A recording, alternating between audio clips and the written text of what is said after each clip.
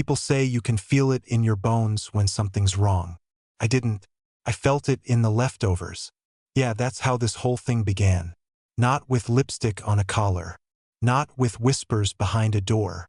It started with cold spaghetti in the fridge, portioned out for one when she always made enough for two. I'm Russell, 43, tax consultant. Not the kind of guy you make movies about. I like Sudoku, chamomile tea, and mowing the lawn in symmetrical rows. I own 2 pairs of the same sneakers because I hate surprises. I've been told I blink too much when I lie. And I guess that's fitting, since my wife never blinked at all. Her name's Trina. She's 38, works in branding. Stylish, magnetic, knew how to talk to a room and make them want more. I used to love watching her do it, watching her own every room I felt invisible in. We were opposites, yeah, but I thought that meant balance. Turns out it meant she got bored. The spaghetti night was 4 months ago. It was a Thursday. She said she had a networking mixer at a downtown rooftop bar. She left in a rush. Red dress, gold earrings, smelling like a magazine ad. I just finished my last virtual consult of the day and planned to surprise her with that silly garlic bread she loves. Instead, I found a note on the counter. Don't wait up. Might be late. Love you, Red Heart. And 1 Tupperware of spaghetti. Not 2. It sounds stupid, I know. But when someone starts cooking for just themselves, something's shifted. I sat there eating her portion cold, rereading that note like it had hidden meaning. Love you with a heart. Did it mean anything anymore? Or was it just a formality? Like signing off an email with best. I didn't sleep much that night. The key turned in the lock at 2:17 a.m. She smelled like cigar smoke and citrus. Her heels clicked unevenly down the hall. When I asked how the event went, she said it was productive, and changed the subject to how we needed to replace the hallway light bulb. That was the first of many redirections. After that, the shifts came faster. New password on her phone. Yoga on Sundays when she always said stretching was a scam. A gym bag with men's deodorant in it, which she claimed was just stronger. And the worst part, she started laughing at me in that way people laugh at children who say something naive. A kind of amused pity, a kind of condescension, and I kept swallowing it every time. Like a doormat wearing a wedding band. I'd tell myself, don't be ridiculous, Russ. I blamed hormones, stress, work fatigue, anything but the obvious. Because the truth hurt too much. I thought about talking to her. I even rehearsed what I'd say. I practiced in the mirror, pacing in the bathroom like a lunatic. Trina, are you seeing someone else? Have I done something wrong? Do you still love me? But every time I got close, she'd say something like, Russ, don't be weird. And I'd shrink. I'd fold because deep down I already knew. It wasn't until the night of Macy's birthday party that the blindfold came off. Macy's our neighbor, a loud, chain-smoking widow who throws themed parties and makes everyone dress accordingly. That night was roaring 20s. I wore suspenders and felt like a cartoon character. Trina? She looked like a Gatsby-era goddess. At the party, I noticed her whispering with someone. A guy, lean build, smug face, wore his shirt like he knew it was expensive. They laughed like they shared a secret, and then they disappeared. 15 minutes later, I found them. Not in some back room, but on the patio, standing too close. Way too close. His hand rested on her hip like it belonged there. They didn't even flinch when they saw me. I didn't confront them. I just turned, walked back to the kitchen, and dropped my beer into the trash like it was radioactive. That night, I didn't sleep again. The next morning, I did something uncharacteristic. I took action. I called the bar she always went to after work events. Told the bartender I'd be coming in. He said, "Sure, man. We'll see you tonight." That evening, I got there before she did. I brought the small ring box from my drawer, the one I'd kept safe since the proposal in Oregon. I handed it to the bartender, looked him square in the eye and said, "When she comes in, she'll be with a guy. Tall, slick, looks like he does push-ups just for fun. Give this to her when they sit down. Tell her it's from her husband." He looked confused but nodded. Then I left. I didn't even turn around. And as I stepped into the cold night, the weirdest part, I felt nothing. Just a strange emptiness. Like I just hit delete on 12 years of my life. I didn't go home right away. After leaving the bar, I ended up driving aimlessly with no real destination in mind. I just needed to be in motion, to let the silence of the car drown out the thousand thoughts hammering inside my skull. The lights of the city passed by like ghosts. Restaurants, shops, people living their lives, while mine had quietly crumbled behind a smile and a bowl of cold spaghetti. I parked on a hill overlooking the city. Engine off, windows slightly cracked. The weight of what I'd done began to settle in. I didn't yell. I didn't beg. I didn't even confront her. I simply walked away and handed her wedding ring to a stranger with a bar rag. Who does that? Who ends a marriage with a bartender as a messenger? But it wasn't really the end. Not yet. I didn't tell anyone what had happened. Not my brother, not my friends, not even the one coworker I sometimes talked to during lunch breaks. I was too ashamed. Not just because she cheated, but because I knew and still stayed silent for so long. I let myself believe it would pass, that I could fix it, that being a good man meant enduring in silence. Turns out, silence is what ruins you the most. The next evening, she came home earlier than usual. Her heels echoed through the hallway like guilt made audible. I was sitting on the couch pretending to scroll through my phone while my heart drummed in my throat. She walked into the living room with her coat still on. Her expression wasn't angry. It wasn't sad. It was bewildered. She held the velvet ring box in her hand like it had been dug up from a grave. "What is this, Russell?" I didn't answer right away. I took my time standing up, mostly to stop my knees from shaking. I looked her in the eyes, and for the first time in months, I didn't look away. "You know what it is," I said quietly. Her jaw flexed, and she blinked faster than usual. Still, she tried to regain control because Trina always needed to be in control. "Is this some kind of performance? You embarrassed me. That bartender, he gave it to me in front of everyone." I raised my eyebrows. "You were embarrassed?" She set the ring on the counter and crossed her arms. "So this is it? You just walk away without talking to me? You hand my ring to a stranger and act like that's closure." I laughed, actually laughed for the first time in weeks, but it wasn't joyful. It was hollow and bitter, like a punchline at the end of a eulogy. "Trina, I tried to talk. You shut me out every single time. You disappeared from this marriage long before I walked out of that bar. The only difference is I finally stopped pretending it was fixable." She said nothing. The silence between us felt louder than any argument. Then she did what I should have expected but still wasn't ready for. She started crying. Not weeping, not sobbing, just slow, methodical tears, like her body was leaking guilt drop by drop. "I didn't mean for it to happen," she said. I didn't reply because what was I supposed to say? "Oh good, you didn't plan the betrayal. That makes it all better." Instead, I went to our bedroom and began packing a bag. Not all my stuff, just enough. Clothes, laptop, toothbrush, the basics. She followed me down the hall, still crying. "Where are you going?" she asked. "I don't know yet," I answered honestly. "But I can't stay here tonight, and maybe not ever again." She tried to touch my arm. I stepped back. That moment, that small flinch, was when her face really broke. Not the act she put on for guilt. Not the indignant outrage from earlier. This was different. This was realization. The moment she knew she had finally pushed me to the edge, and this time I wasn't just bending. I was breaking. As I grabbed my keys and turned toward the door, she said, "I was going to end it with him. I was going to tell him tonight." I paused. Then I said, "You already ended something.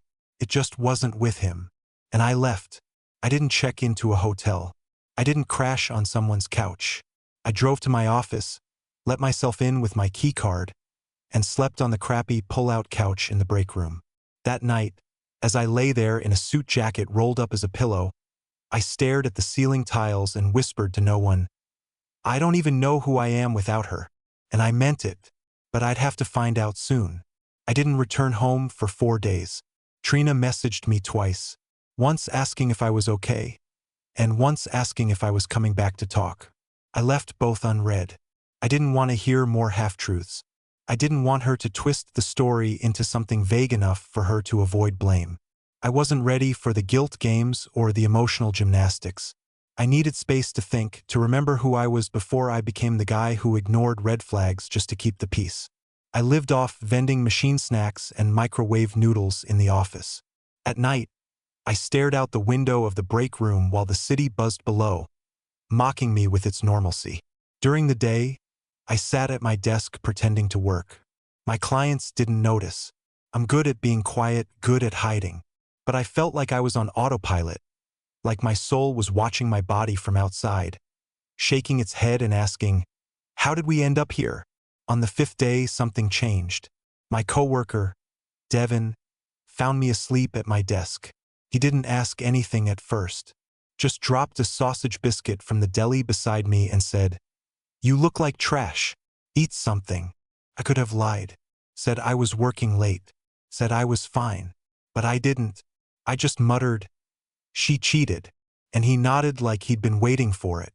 Devin wasn't one for small talk. He was divorced twice and had the emotional range of a paperweight. But that morning, he became something close to a friend. He didn't say the usual, "She didn't deserve you," or "You'll find someone better." Instead, he said, "So, now what?" That question hit harder than anything else.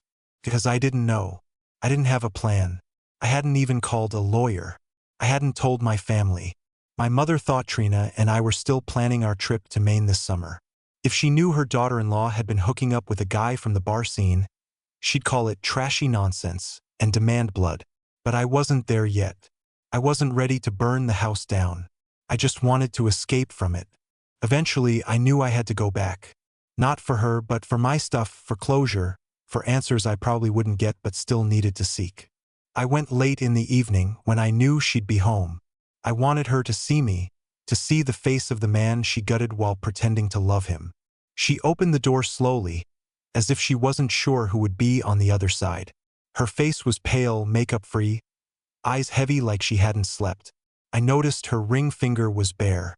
"I wasn't sure you'd come back," she whispered. "I didn't come to stay." She stepped aside. The house smelled the same. Vanilla candles and clean linen, but something felt hollow, like the soul had been sucked out of it. I walked past the framed wedding photo in the hallway and paused for half a second. I looked at the two smiling idiots frozen in time and wanted to warn them. I started packing in silence. Trina lingered near the doorframe, hugging her arms as if she was bracing for an impact that never came. She finally spoke as I was zipping up my suitcase. "I know you hate me." I didn't answer. I got lost, Russ. I didn't know how to talk to you anymore. You were always so still, like a wall. I felt invisible. I turned and looked her dead in the eyes. "You felt invisible. So you made me disappear." She blinked fast, like she wanted to cry again but didn't have enough left in the tank. "I made a mistake," she said. "No. A mistake is forgetting our anniversary. A mistake is calling me by the wrong name. You had a whole second life. That's not a mistake. That's a choice." She looked at the floor. "I ended it with him." I shook my head. "You ended it with us. That's the only thing that matters now." Before I left, she tried to hug me. I stepped back. That was when her face crumpled, like something inside her finally shattered. I almost felt sorry for her. Almost. But sorrow doesn't erase betrayal. It doesn't make cold spaghetti warm again.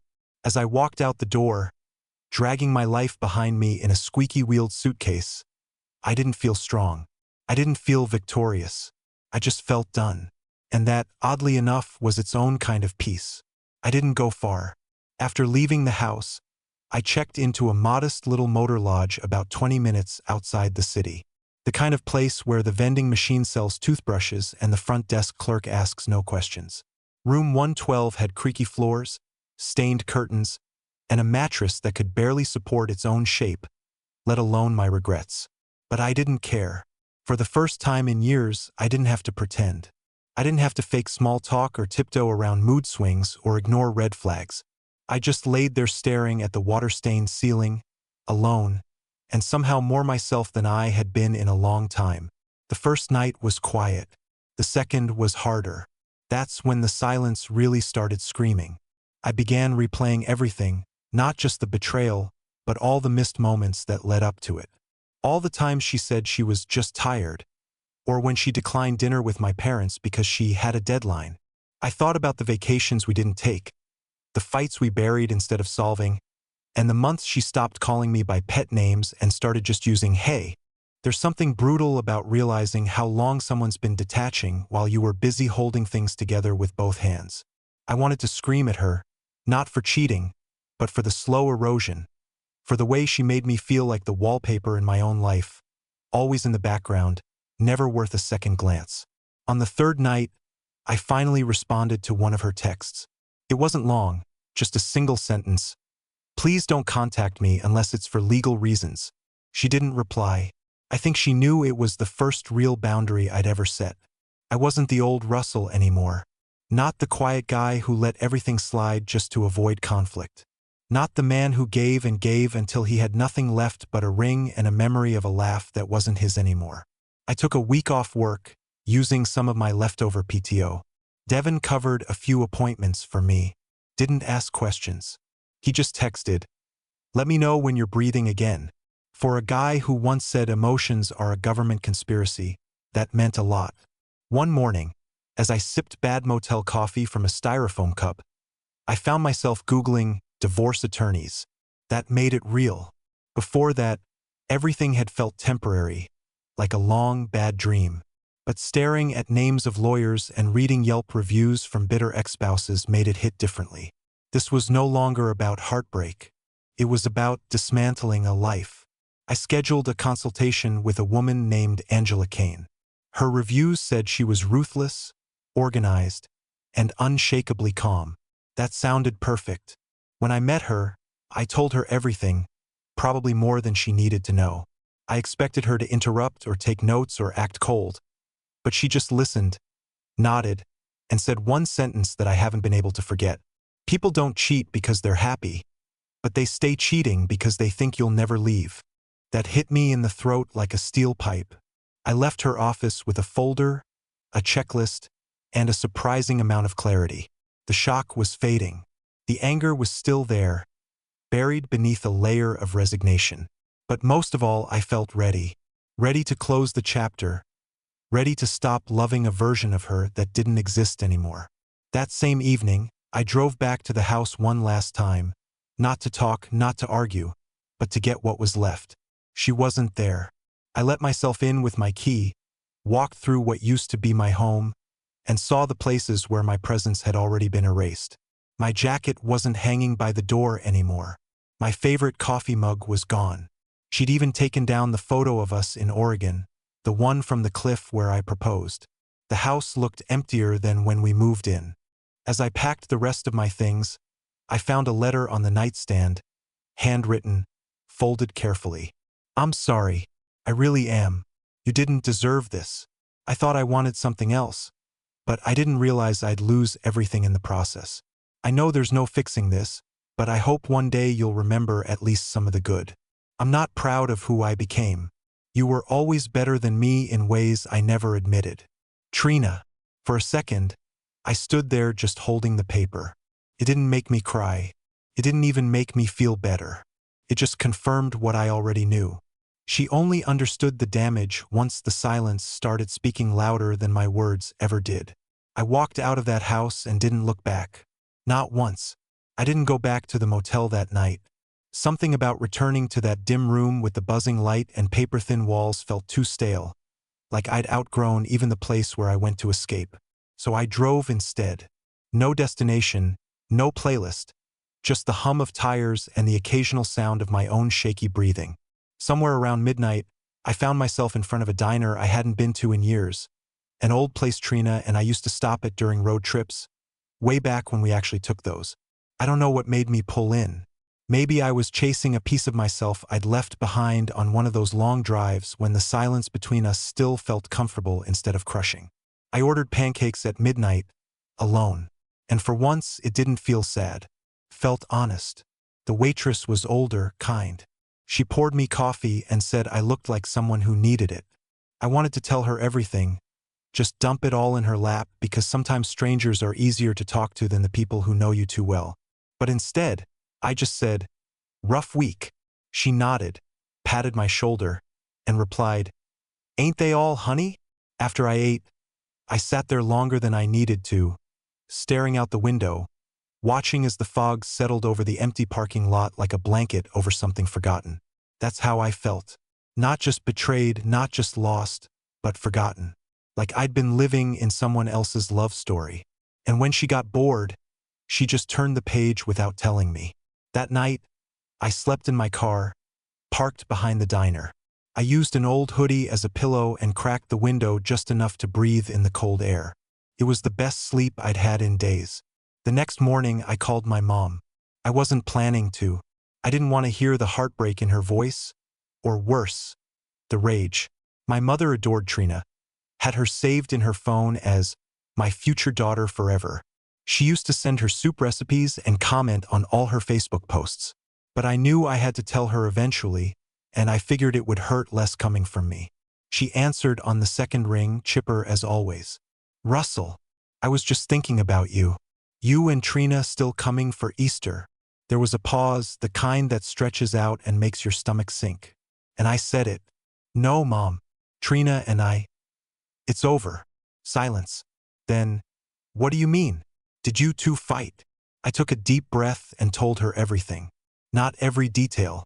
I didn't mention the bar or the ring or the man in the green shirt who I now realized I'd seen twice before, once in our neighborhood. I told her enough. When I finished, she didn't scream. She didn't cry. She just said something that caught me completely off guard. "I always worried she didn't see you." I blinked. "What do you mean?" "You loved her like she hung the moon, Russ." "I saw that. But sometimes, I watched her look at you, and it was like she was scanning past you. Like you were a billboard she drove by every day." That hit harder than anything Trina ever said. We talked for another hour. She offered to let me stay in the guest room. I declined, not out of pride, but because I knew I had to stand on my own now. My whole life had been built around someone else's orbit. I needed to find my own gravity again. Later that afternoon, I picked up a storage unit key I had reserved a few days prior. Clean, windowless space. Empty, quiet, no memories in the walls. I brought my boxes there, my clothes, some old notebooks, the watch Trina gave me on our 5th anniversary. I didn't have the heart to toss it yet, but I didn't want it near my bed either. By the time the sun dipped below the horizon, I sat on a folding chair in that unit and looked at everything I had left. It wasn't much, but it was mine. I pulled out my laptop, connected to a weak hotspot, and opened a blank document. I titled it, "The Things I Ignored," and I started writing. I wrote about the dinners where she smiled at her phone more than she looked at me.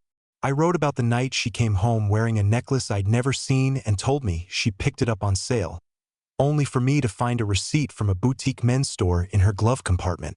I wrote about the way she slowly stopped saying we and started saying I. The document grew longer than I expected. Paragraphs turned into pages. And with every word, I felt something shift. Like I was finally reclaiming my voice, one painful sentence at a time. This wasn't just my story anymore. It was my evidence. It was my reminder that I wasn't crazy. It was my beginning. I didn't realize how much healing could come from just admitting the truth to yourself. Not the filtered version. Not the polite summary you give to coworkers. I mean, the real truth, the ugly stuff. The late-night realizations that you saw it coming and still smiled through it. The way you laughed at her jokes even when her eyes were on someone else. The way you begged in silence by doing the dishes, buying her flowers, rubbing her back at night, just hoping she'd look at you like she used to. That document I started in the storage unit grew into something else, something alive. A confession, a eulogy, a journal of everything I couldn't say out loud. I didn't plan for it to turn into a project, but it became one. Every night after work, after pretending like I was fine, I'd sit in that unit, unfold my chair, and write. The storage manager started waving at me like I was a regular.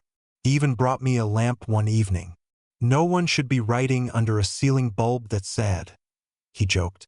I thanked him with a tired smile. I wasn't ready to tell him that his small act of kindness was the most human connection I'd had in days. Meanwhile, Trina stopped texting. No calls, no emails, complete radio silence. First, that scared me. I kept waiting for the second wave. The anger, the justifications, the manipulations. But none of it came. And in a strange way, that hurt worse. It felt like she'd already moved on completely, like I was just a chapter she'd flipped past, already deep into the next. One afternoon, Devin invited me out to a bar after work. "Just a couple drinks," he said. "We don't have to talk about anything unless you want to." We ended up at this dim little joint on the east side, full of pool tables and people who looked like they were hiding from something. I fit in perfectly. He didn't ask about Trina. He just talked about his ex, about how he once accidentally brought 2 dates to the same birthday party, about how he lost his dog and cried harder than he did during either of his divorces. We drank cheap whiskey and ate the worst onion rings I've ever tasted. But for the first time in weeks, I laughed. Not the sad kind of laugh either. Real laughter, the kind that comes from the part of you that's still intact. At one point, Devin looked at me and said, "You know, Russ, she may have lit the match, but you've been walking around soaked in gasoline for years." I blinked. "What the hell does that mean?" He shrugged. "You gave too much and she got used to it. You forgot you were allowed to ask for something back." I let that sit for a while.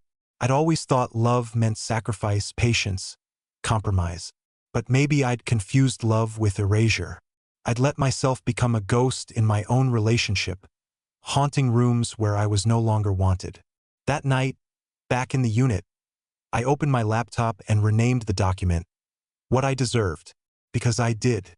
I deserved honesty. I deserved effort. I deserved the kind of love that doesn't flinch under pressure or drift the moment things get quiet. I started listing things I would no longer tolerate. Lies, half-love, cold shoulders, being talked down to, being told I was too sensitive. I wrote until my hands cramped. I didn't stop until the list turned into something closer to a vow, a contract with myself, a reminder that I wasn't born to be someone's backup plan. Then came the unexpected part. Trina's mother called me. I hadn't spoken to her in months. We'd always been polite with each other. Not close, but cordial. I let the call go to voicemail, not ready for another emotional ambush. But later, curiosity got the better of me and I played it back. "Hi, Russell.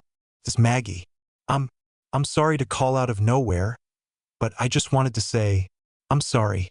I didn't raise her to treat people like that. You didn't deserve it. I don't know all the details and I don't need to, but I know enough. If you ever need anything at all, just call. And thank you for loving her the way you did." It knocked the wind out of me, because no matter how hard I tried to stay angry, those words reminded me that love wasn't my crime. My crime was believing it was enough to hold up a 2-person promise all on my own. The next morning, I got a message from Trina. Not a long one, just 2 words, "I'm sorry." I stared at it for a long time. I didn't reply, not because I hated her, but because I was finally starting to love me again. The morning after Trina's message, I woke up in my storage unit to the sound of rain tapping the metal roof like a slow, deliberate metronome. It was oddly soothing. I stretched in the stiff folding chair, my back cracking like dry branches, and reached for my phone. Her message was still there, unread now because I'd archived it the night before. I stared at the wall for a long time, trying to decide whether "I'm sorry" meant anything anymore. Whether it was an act of redemption or just another stone tossed into a well she no longer cared to climb out of. I didn't feel like a victim anymore, just hollow in a different way. Not the sharp pain of betrayal, but the quieter ache of clarity. Like when you realize the storm has passed, but now you have to deal with the wreckage. The part no one wants to talk about. The cleanup, the rebuilding. That day, I met with Angela again, my attorney. We finalized the filing. Simple, straightforward. No kids, no shared business, just a house and a few joint accounts, all of which I told her to divide evenly. I didn't want a war. I didn't want revenge. I just wanted out. Angela looked over the papers, then up at me. "You're handling this better than most." I almost laughed. Because I'm not throwing mugs or burning her clothes? She smiled gently. Because you're not trying to hurt someone just to feel better. That's rare. That stuck with me all day. It reminded me of something my dad used to say before he passed. Don't let what they did turn you into something you're not. My father had lived through betrayal of his own, though he never talked much about it. But I remembered the way he held his dignity like armor. Quietly, fiercely. I wanted that for myself now more than ever. The real surprise came 3 days later when I returned to the storage unit and found an envelope taped to the door. No name, just a faint smear of lipstick on the edge of the seal. I knew it was from her. I took it inside, sat down, and stared at it for a while before opening it. My heart didn't race this time. I wasn't scared, just curious. Inside was a letter, handwritten again, this time longer. Her penmanship was neater than usual. Controlled. Russell, I didn't send this to ask for forgiveness. I know I'm the last person who has a right to even use that word. But I need you to hear this. Even if you never write back, never call, never look me in the eye again. What I did, it wasn't about him. It was about me, about who I'd become. I let the comfort of your loyalty blind me to how deeply I'd stopped participating in our marriage. I was selfish, cowardly. I told myself you wouldn't notice, that you didn't care, that we were just coasting. But you did care. You always did. And I used your patience like it was endless. You deserve to be loved like you love, without fear, without keeping score, without needing to look over your shoulder. I don't expect you to believe any of this matters now, but it does to me, because you were the best thing in my life, and I let you become a stranger. I'll sign the papers. I won't fight you, and if you ever want to talk about anything, I'll listen this time. Goodbye, Trina. I didn't cry. I thought I would, but I didn't. I folded the letter slowly, carefully, like I was placing it into a museum case. Not because I wanted to treasure it, but because it belonged to a part of my life that was now behind glass. Sealed, observed, but no longer touched. That weekend, I drove out to the coast, the same place I'd taken her once during better years. This time I went alone. I walked along the waterline with my shoes in one hand and the wind stinging my face. And I thought about the man I used to be. The one who bent himself into knots to keep someone who had already let go. The one who thought that love was measured in endurance. I watched the waves crash against the rocks and realized something I hadn't been ready to accept until that moment. Sometimes the most loving thing you can do is walk away. Not with anger, not with bitterness, but with your head up, your chest open, and your heart finally quiet. As I stood there staring at the gray-blue horizon, my phone buzzed again. Not from her this time. A message from Devin. There's a poker game Saturday night.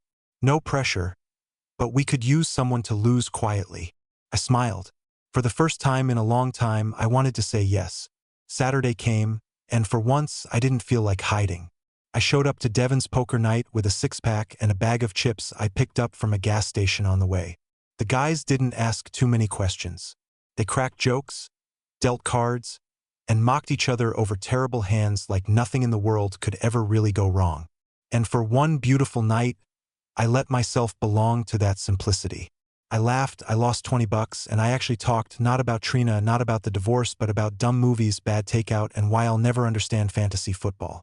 It was nothing special, and it was everything I needed. A week later, I moved out of the storage unit for good. I found a small one-bedroom apartment on the edge of town. Nothing fancy, just mine. Clean walls, new beginnings. I bought secondhand furniture, hung up a few prints I'd always liked but never had space for. And this one was big. I adopted a dog from the shelter. A scruffy black mutt with big ears and no manners. I named him Milo, after the quiet kid in middle school who used to draw superheroes on his binder. Milo followed me everywhere, even to the bathroom. I didn't mind. He made the place feel alive. Some nights were still hard. Healing isn't linear. I'd catch myself looking at the empty chair across the dinner table or hear a song we once danced to at a wedding and feel my throat tighten.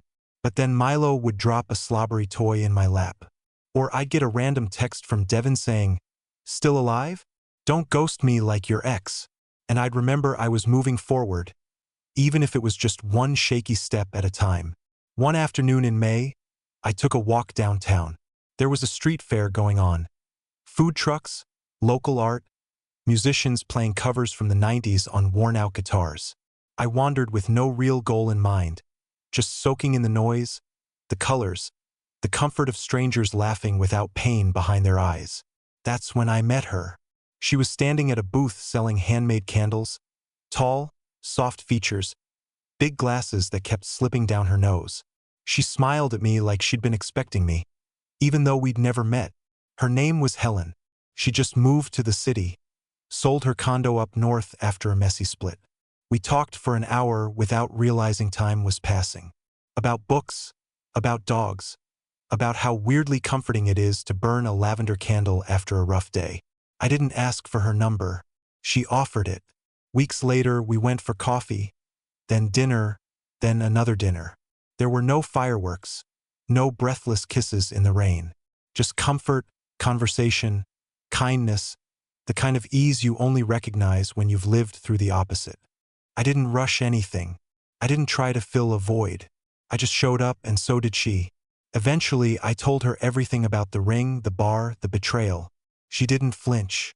She just said, "I'm glad you left. Some people never do." And I think that was the moment I realized how far I'd come. Not in miles, but in self-worth. So here I am now, months later, still learning, still rebuilding, still finding pieces of myself in unexpected places. I don't hate Trina. I don't wish her harm. I hope she finds the version of herself that doesn't run from the hard parts. But as for me, I found peace. I found freedom. And most importantly, I found me.